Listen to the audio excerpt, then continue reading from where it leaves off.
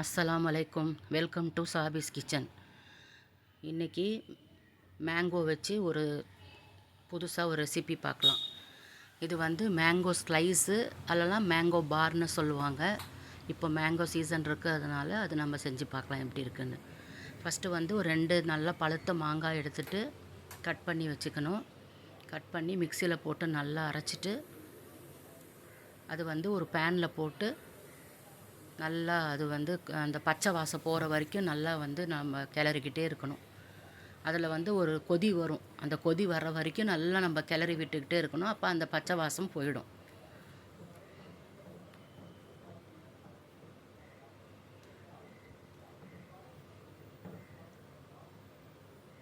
கொஞ்சம் சிம்மில் வச்சுக்கலாம். அடுப்பு ரொம்ப ஹையில் வேண்டாம், கொஞ்சம் சிம்மில் வச்சு நல்லா கிளறி விட்டுக்கிட்டே இருக்கலாம்.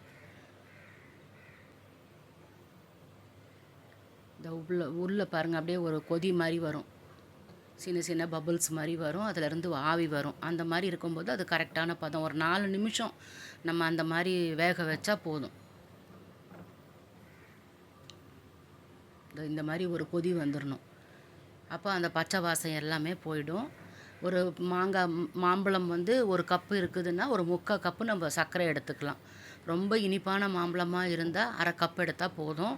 கொஞ்சம் இனிப்பும் புளிப்பும் சேர்ந்த மாதிரி இருந்துச்சுன்னா 1 கப்புக்கு 3/4 கப்பு எடுத்துக்கலாம். 3/4 கப்பு.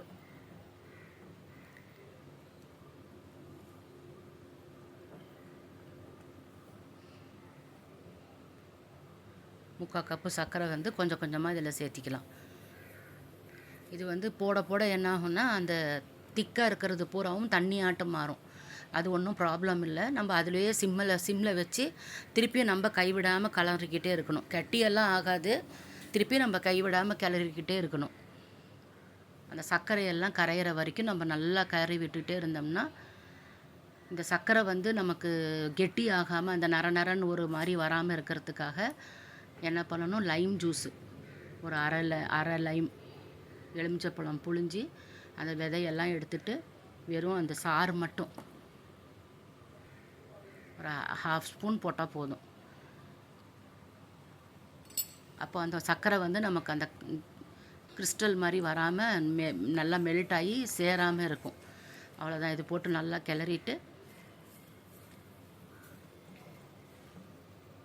சர்க்கரை நல்லா கரைஞ்சிடணும். கரைஞ்சிட்டு அந்த மாம்பழத்தோடு ஒன்றா சேர்ந்துட்டு இருக்கும்போது அவ்வளோதான், அந்த பதம்.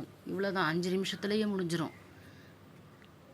எடுத்து தட்டம் ஒரு நல்லா நெய் தடவி க்ரீஸ் பண்ணி வச்சுக்கலாம். அந்த தட்டத்தில் இது போட்டு நல்லா 1 மணி நேரம், 1 மணி நேரம் இல்லை, ஒரு நாள் கூட நம்ம நல்லா ஆற விட்டுக்கலாம்.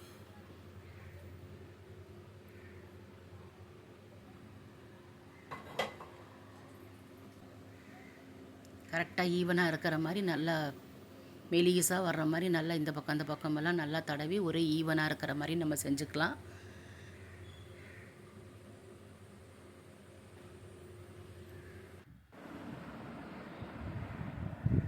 நல்லா ஒரு 4 மணி நேரம் இது ஒரு நாள் பூராவுமே விட்டாவுமே நல்லாவே இது ஆகிடும், ட்ரை ஆகிடும். நான் ஒரு 4 hours விட்டுட்டு எடுத்திருக்கேன். அந்த ஓரத்தில் மட்டும் கத்தியை விட்டு அப்படியே கொஞ்சமாக இது பண்ணோம்னா அப்படியே ஸ்லைஸ் மாதிரி தனியாக அப்படியே வந்துடும். பாருங்கள் எவ்வளோ அழகாக வருது பாருங்கள்.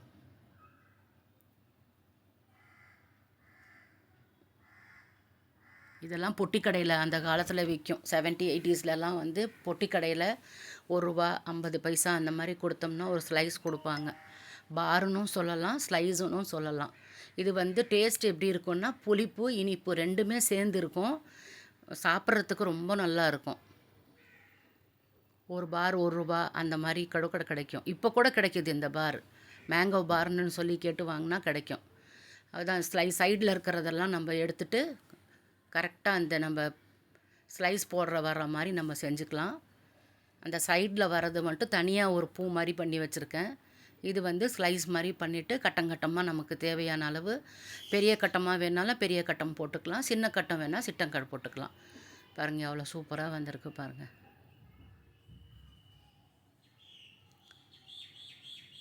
இது மாதிரி இருந்தால் தான் சாப்பிட்றதுக்கு நல்லாயிருக்கும். ரொம்ப மொத்தமாக இருந்துச்சுன்னா சீக்கிரமாக அது ட்ரை ஆகாது. அவ்வளோதான், முடிஞ்சிருச்சு. டேஸ்ட்டு பண்ணி பார்த்தேன், டேஸ்ட்டும் ரொம்ப நல்லா இருக்குது. நீங்களும் ஒரு தடவை செஞ்சு பாருங்கள். சப்ஸ்கிரைப் பண்ணாதவங்க சப்ஸ்கிரைப் பண்ணி பாருங்கள். லைக் பண்ணுங்கள், கமெண்ட் பண்ணுங்கள், ஷேர் பண்ணுங்கள். தேங்க்யூ ஃபார் வாட்சிங்.